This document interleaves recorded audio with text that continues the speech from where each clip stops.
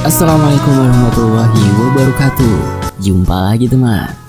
Di kesempatan kali ini saya akan mencoba membawakan urban legend ya, dari Caruban Nagari. Karya ini dituliskan oleh Restu Wiroatmojo. Teman-teman bisa lihat channel YouTube-nya juga ya, Restu Wiroatmojo. Dan di kesempatan kali ini yang akan saya bawakan adalah, teman-teman udah tahu ya di thumbnailnya ya, Astana Kala. Wow, seperti apa kisah dari urban legend ini? Untuk selengkapnya langsung aja ke kisahnya. Tapi biasa kita berdoa dulu ya.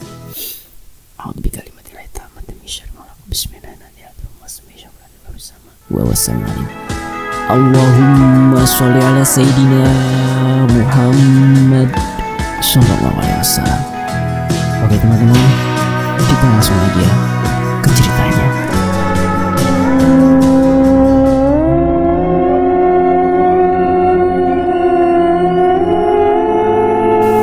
Astana Kala. Astana yang berarti istana dan Kala berarti kafir. Sopo senyentuh tanah iki yen pondasine ora kuat bakal ambrung keluargane.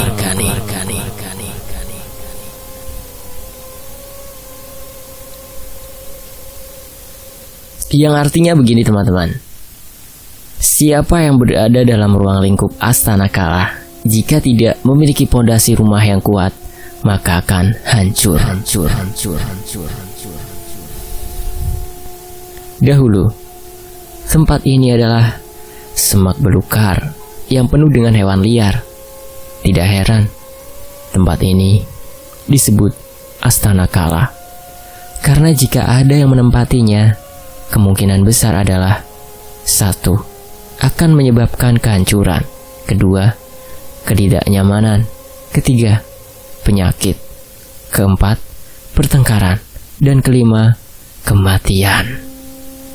5 poin itu merupakan praduga sementara. Jika ada seseorang yang menempati Astana Kala, tidak ada satupun orang yang mau menyentuh tanah ini. Jin kafir masih sering berkeliaran di tempat ini, bukan hanya 1 atau 2 kali, tapi berkali-kali. Akhirnya, tempat ini ditaklukkan oleh seseorang berdarah biru bernama Raharja Pangkusuma. Pak Raharja memukul mundur wilayah Astana Kala hingga 5 ketetapan itu benar-benar menimpa dirinya serta keluarganya. Pak Raharja merupakan putra keturunan Keraton Solo. Tidak ada yang berani mengungkapkan mengapa leluhurnya melakukan pati obor atau memutus keturunan hanya karena tindakan abnormal yang di luar batas. Setiap prasangka mengalahkan kebenaran. Pak Raharja memiliki 6 orang anak. Ke-7 anak itu memiliki garis besar keturunan yang berbeda. Namun yang lebih dominan adalah nomor 1 dan 3. Mereka berdua memiliki ikatan perjalanan yang memiliki level di atas Pak Raharja. Akhirnya, kedua anak ini akan menjadi penerus garis besar pertahanan antara kehidupan manusia dengan kedudukan tempat tinggalnya yang berada dalam ruang lingkup Astana Kala. Berikut adalah nama anak laki-laki Pak Raharja. 1. Dihian atau Matahari Pangkusuma. 2. Hengkara atau Kebanggaan Pangkusuma. Yang 3. Taraka yang berarti bermata bintang. Tetap ya, marganya Pangkusuma. Sedangkan anak perempuannya Weda Pangkusuma. Yang 2. Yukti Pangkusuma. Yang 3. Yacna Pangkusuma. Maaf teman-teman, yang benar adalah anak dari Pak Raharja 6 ya. Oke lanjut. 3 laki-laki dan 3 perempuan terasa lebih dari cukup. Tidak ada kecacatan sama sekali. Namun semua berawal dari anak pertama yang bernama Dihian. Konon, Dihian terlahir ketika panas matahari membakar ladang sawah milik warga, sehingga asal Dihian berarti matahari membakar.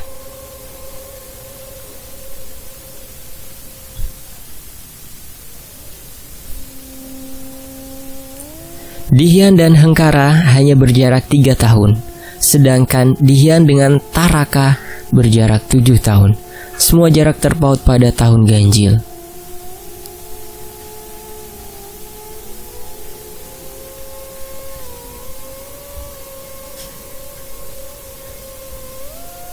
Musuh utama para Harja ini adalah Kalagending. Bentuknya adalah kepalanya seperti ular barongan dan sering ngeces atau ngeluarin air liur. Para Harja ini mempunyai tongkat yang dijadikan khodamnya bernama Sancakeling. Nah, tongkat inilah yang akan menghajar langsung si Kalagending. Tirakat apa saja yang dilakukan oleh para Harja? 1. Puasa mutih. Yang kedua, memakan dedaunan. Dan yang ketiga, menjauhi nafsu angkara. Ketiga ini jika gagal, maka akan hancur. Lalu, apa dampaknya ketika melakukan tirakat itu? Para Harja mempunyai salah satu ajian bernama guncang bumi. Sekalinya dia menginjakan kaki, lawannya merasakan seperti lindu atau gembak kecil. Para Harja mendapati Kalagending atau penguasa Astana Kala ya, yang bentuknya seperti kepala ular dengan air liur yang memenuhi tubuhnya. Sedang berada di tirta atau perairan, para Harja melangkahkan kakinya menuju tempat Kalagending. Sontak, Kalagending kaget karena langkah kakinya menciptakan lindu atau gembak kecil. Dengan cepat, para Harja memukul kepala Kalagending dengan tongkat Sancakeling. Alhasil, dia terlempar hingga jauh. Konon, pukulannya menyebabkan luka bakar di mulut Kalagending. Kenapa bisa terjadi? Ternyata para Harja mempunyai kodam khusus bernama Kelabang Geni atau Kelabang Api.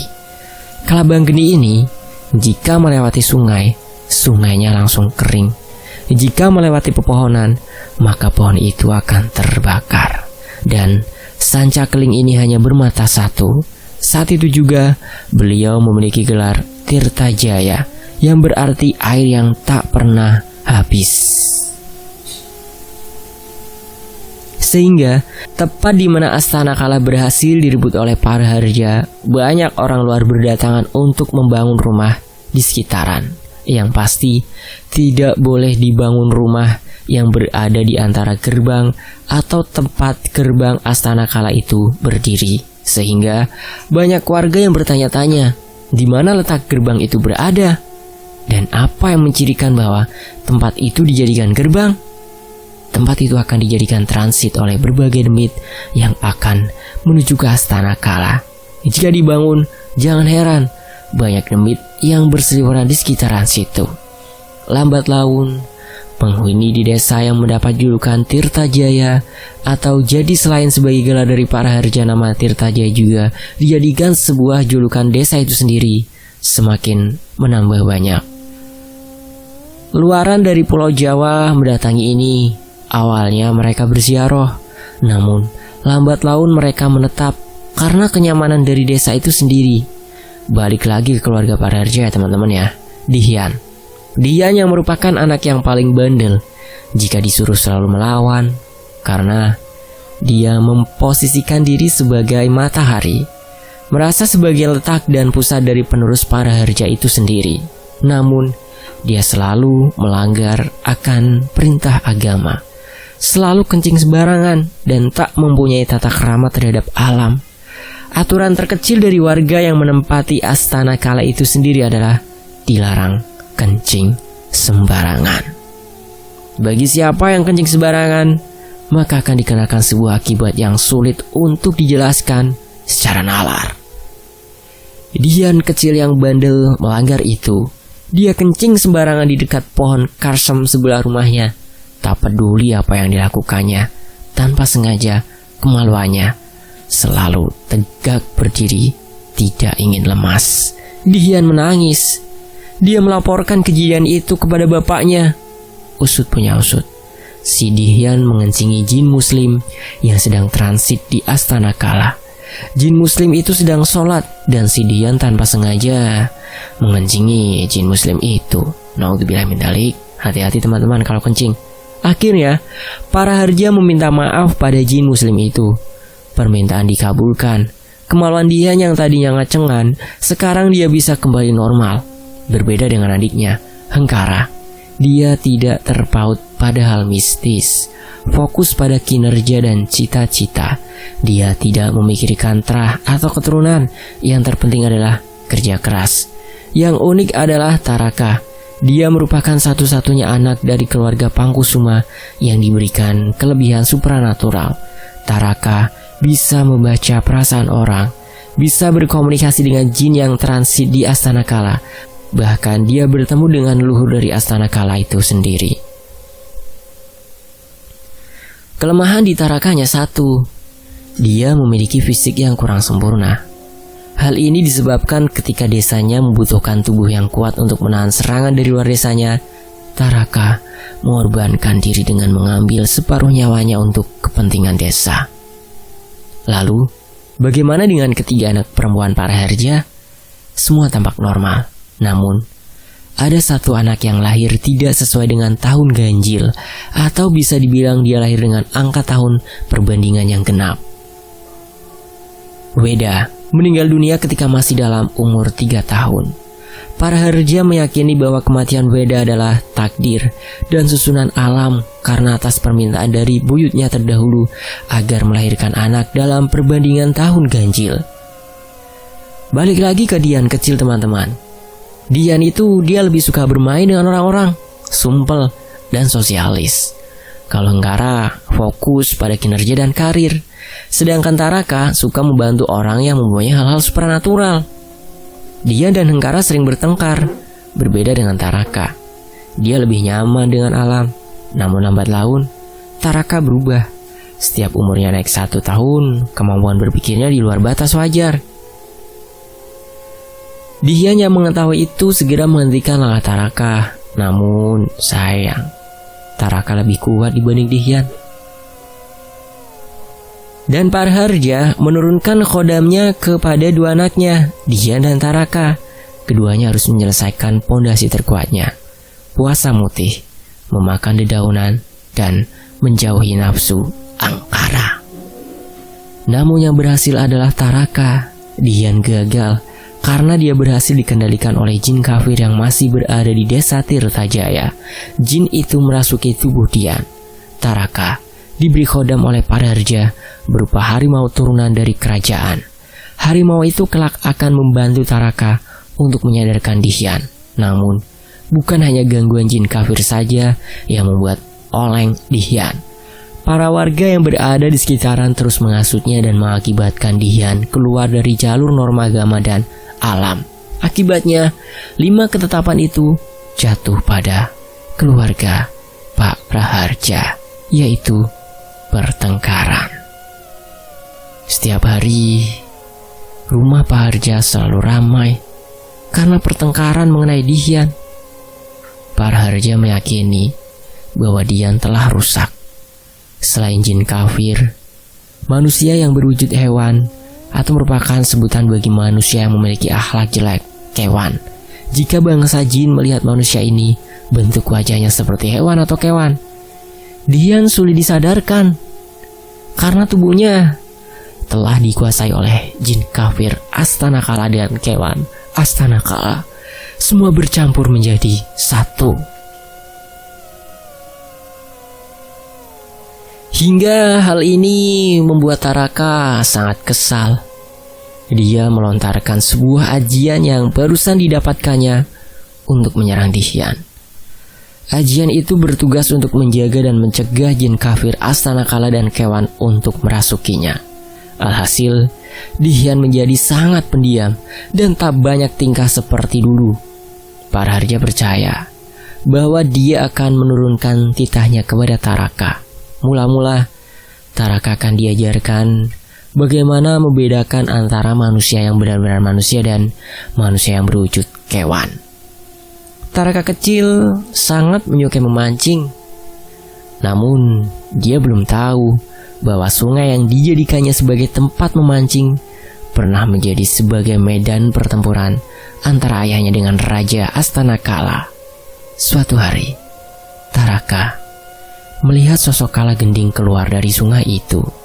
Awalnya Taraka ketakutan, namun dia bersikap santai karena Kalagending tidak berani menyentuh keturunan Paraharja kecuali yang telah berbentuk kewan. Hingga hari di mana Dian, Hengkara, serta teman-temannya jembur atau mandi di sungai. Taraka yang mengetahui itu memperingatkan bahwa ada sosok jin berkepala ular berada di sekitaran sungai itu. Mereka tak percaya karena berhubung Taraka masih kecil, kepercayaan itu hilang begitu saja. Mas Dian, Mas Kara, ojo jebur, Kalagending arep muncul, tirtane munclak, ucap Taraka. Dian dan Hengkara serta teman-temannya tidak mempercayai itu. Selebihnya mereka tidak tahu bahwa Kalagending sering menampakkan diri di sekitaran sungai itu untuk memangsa kewan. Penulis jelasin dulu ya mengenai kewan, biar teman-teman sedikit paham nih. Kewan itu merupakan sebutan manusia yang telah dicap oleh bangsa jin sebagai manusia yang berbentuk beda. Bentuk kewan berbeda-beda. Jin itu sendiri biasanya akan memaksa kewan dengan caranya masing-masing. Kenapa manusia itu dicap kewan oleh bangsa jin Astana Kala? Karena satu, melanggar norma agama. Yang kedua, melanggar norma alam. Dan tiga, tidak taat kepada orang tua. Yang keempat, hilangnya tata krama. Dan yang kelima, memiliki nafsu angkara. Benar apa yang dikatakan Taraka. Sungai itu banjir secara tiba-tiba. Hengkara dan Dian terbawa arus. Taraka segera melaporkan hal ini kepada Paraharja. Paraharja yang tahu bahwa Kalagending akan memangsa Dian segera turun tangan. Dia melemparkan tongkat sancakeling dari dalam rumahnya. Dian menyelamatkan Hengkara dengan memegangi sebuah batang pohon yang menyangkut di dekat sungai. Dian menyelamatkan Hengkara dengan cara menarik paksa tubuh Hengkara agar bisa memegangi batang pohon itu. Namun, Dian terbawa hanyut sungai itu. Teman-temannya segera berlari menuju rumah Paraharja dan memberitahu warga sekitar terkait Dian yang telah hanyut. Hengkara hanya mendapati robekan baju Dian yang hanyut. Dia kira Dian akan meninggal, namun anehnya, sungai langsung tenang kembali ketika ada sebuah tongkat yang berdiri tegak di dekat Hengkara. Tongkat itu milik ayahnya, Paraharja. Ketika sungai telah tenang, dia mendapati Dian dalam keadaan pingsan sambil memegangi tongkat itu. Warga yang melihat itu langsung menarik tubuh Dian dan Hengkara yang telah melemas. Keduanya dibawa langsung ke rumah Paraharja. Sekali lagi, penulis peringatkan, jika air hangat sudah jangan pergi ke sungai itu. Kalagending akan muncul dan mencari mangsa, teriak Paraharja. Warga mematuhi ucapan itu. Kejadian tadi merupakan pembelajaran terbaik untuk para warga. Dian dan Hengkara meminta maaf kepada Paraharja dan berjanji akan mendengarkan apa yang diucapkan Taraka. Namun, beberapa minggu kemudian, ada seorang anak warga yang memiliki sifat kewan terjun di saat sungai itu hangat.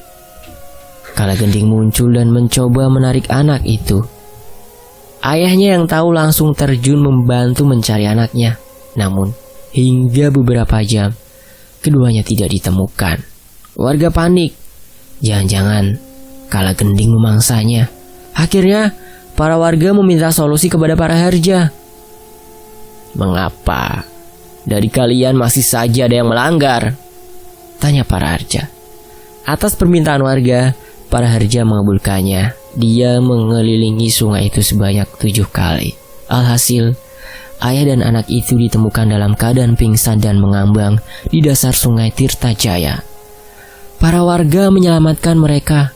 Kalagending gagal memangsa para kewan karena Paraharja masih hidup dan mengganggu dirinya.